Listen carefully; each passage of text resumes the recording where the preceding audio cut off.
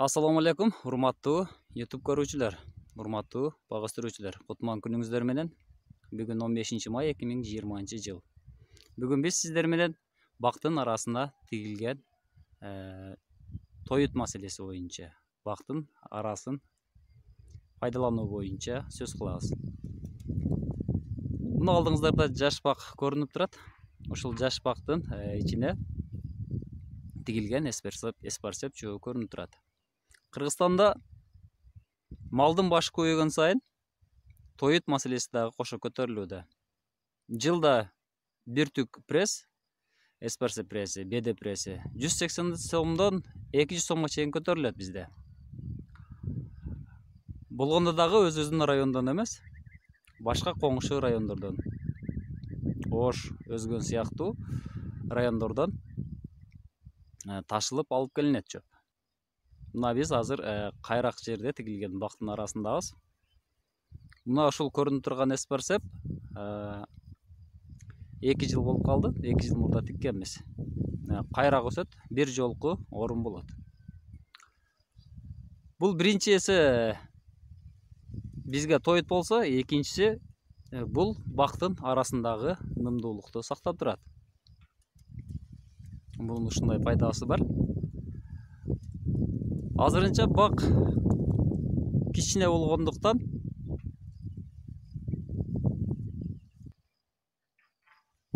эспарсепти 5-6 жыл кеңири оруп алууга болот. Мына ушул эспарсеп кайрак жерде, ортоңку зонада, биздин жерде өстүрүү бир аз кыйыныраак. Бул жерде суу проблема. Бул бак тамчылатып сугарылгандыгы үчүн бул эспарсепке суу коюлбайт. Былтыры 2019 жылы ушул жерге эспарсеп эккенбиз. Жаз айында болчу. Чыгышы өтө жакшы болгон. Чыгышы өтө жакшы чыгып берген. Былтыры саратан айында өтө ысык келди. Билесиздер, былтыркы жыл өтө 30 жылда бири болчу ысык деп айтышкан. Азыр мынакей.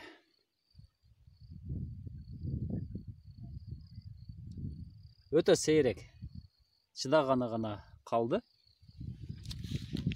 Калганын баардыгы саратанда кургап күйүп калды. Мына өтө сейрек. Кайрак болгон үчүн мынакей. Чайлаган жок, жалгыз гана эми гана жашап келатат. Булар 2 жыл бою биринчи тамыр атат экен. Тамыр жайланышы болгондон кийин анча-мынча ысыкты туготпойт. Былтыркы жылы билесиздер, Казакстанда тукумду бышырып атышкан. Эшикте асфальтка коюп алышып. Мына ошондой ысык болду. Үстүнгөн 35 градус, 40 градус ысыса, мына бул турган таштар мынакей. Бул жер таш келет, бири 50-60 градуска чейин ысып кетет. Кийип жүргөн ботинкаңдан дагы ысык кадимкидей өтүп кетет эле. Мына ушул таштардан. Мына ушундай чыдаган гана эспарсептер калды. Демек, ортоңку зонада бизде кайрак жерге мына ташты жарып чыгыптыр. Көрсөтөйүн. Мына ташта жашап атыптыр. Мына ушул ташта жашап калган.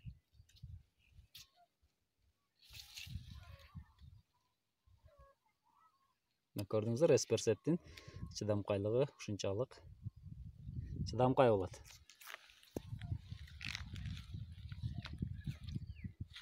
Быйыл эми буюрса өлбөйт.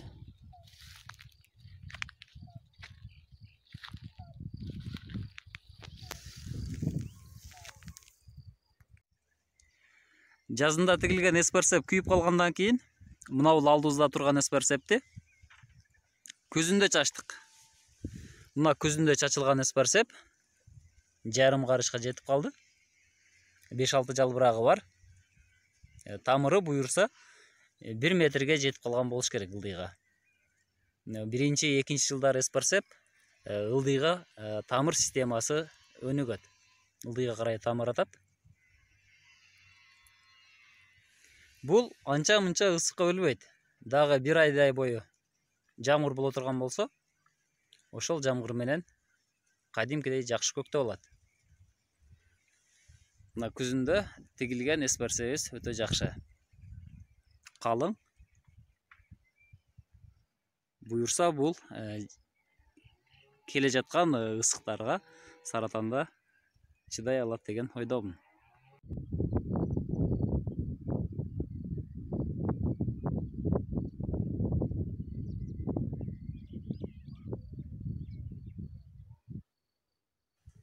Сиздер менен Бага өстүрүү Кыргызстан каналы болду. Сиздер менен ой бөлүшкөн мен Ырламов Бекболот. Ишиңиздерге ийгилик каалайм.